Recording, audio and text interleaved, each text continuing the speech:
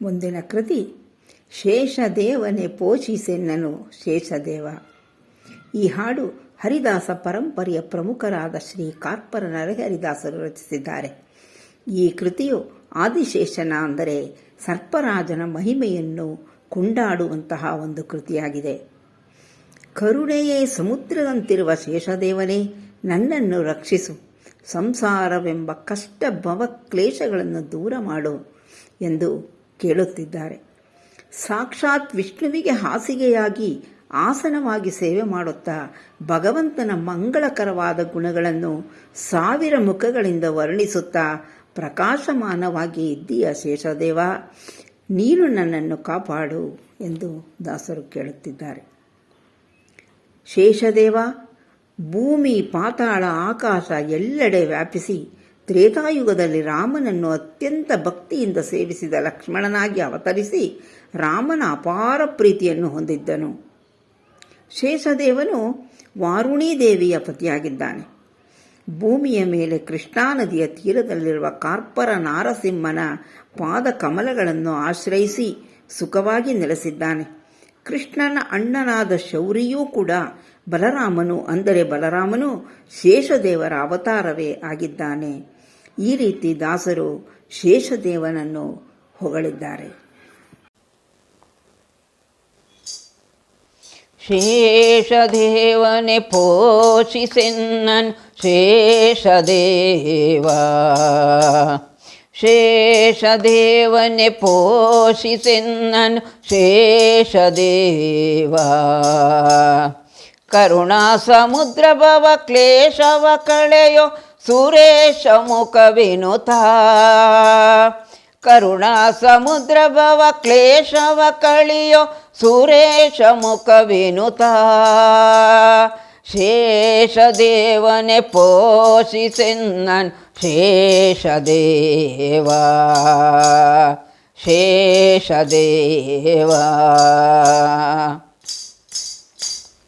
ವಾಸುದೇವನ ಶಯ್ಯಾಸನ ರೂಪದಿ ಸೇವಿಸುವಿ ಚರಣ, ವಾಸುದೇವನ ಶಯ್ಯಾಸನ ರೂಪದಿ ಸೇವಿಸುವಿ ಚರಣ. ಸಾಸಿರ ವದನದಿ ಶ್ರೀಶನ ಶುಭ ಗುಣ ಲೇಷ ವರ್ಣಿಸುವ ಬಾಸುರ ವಪುಷ, ಸಾಸಿರ ವದನದಿ ಶ್ರೀಶನ ಶುಭ ಗುಣ ಲೇಷ ವರ್ಣಿಸುವ ಬಾಸುರ ವಪುಷ. ಶೇಷದೇವನೆ ಪೋಷಿಸೆನ್ನನ್ ಶೇಷದೇವ, ಶೇಷದೇವ. ಹೇ ಮಹಾತ್ಮನೇ ಭೂಮಿ ಪಾತಾಳ ವ್ಯೋಮ ವ್ಯಾಪ್ತನೆ ರಾಮನ ಸೇವಿಸಿ, ಹೇ ಮಹಾತ್ಮನೇ ಭೂಮಿ ಪಾತಾಳ ವ್ಯೋಮ ವ್ಯಾಪ್ತನೆ ರಾಮನ ಸೇವಿಸಿ. ಪ್ರೇಮವ ಪಡೆದಿಹ ಸೌಮಿತ್ರಿಯ ಶುಭ ನಾಮದಿ ಮೆರೆದ, ಪ್ರೇಮವ ಪಡೆದಿಹ ಸೌಮಿತ್ರಿಯ ಶುಭ ನಾಮದಿ ಮೆರೆದ. ಶೇಷದೇವನೆ ಪೋಷಿಸೆನ್ನನು ಶೇಷದೇವ, ಶೇಷದೇವ.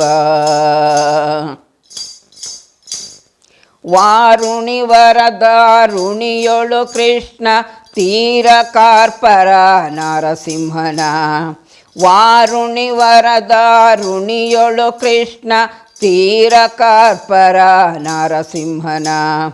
ಪಾದಾರಯುಂದ ಯುಗ ಸೇರಿ ಸುಖಿಸುತಿಹ ಶೌರ್ಯಗ್ರಜ, ಪಾದಾರವಿಂದ ಯುಗ ಸೇರಿ ಸುಖಿಸುತಿಹ ಶೌರ್ಯಗ್ರಜ. ಶೇಷದೇವನ್ ಪೋಷಿಸೆನ್ನನು ಶೇಷದೇವ, ಕರುಣಾ ಸಮುದ್ರ ಭವ ಕ್ಲೇಶವ ಕಳೆಯೋ ಸುರೇಶ ಮುಖ ವಿನುತ.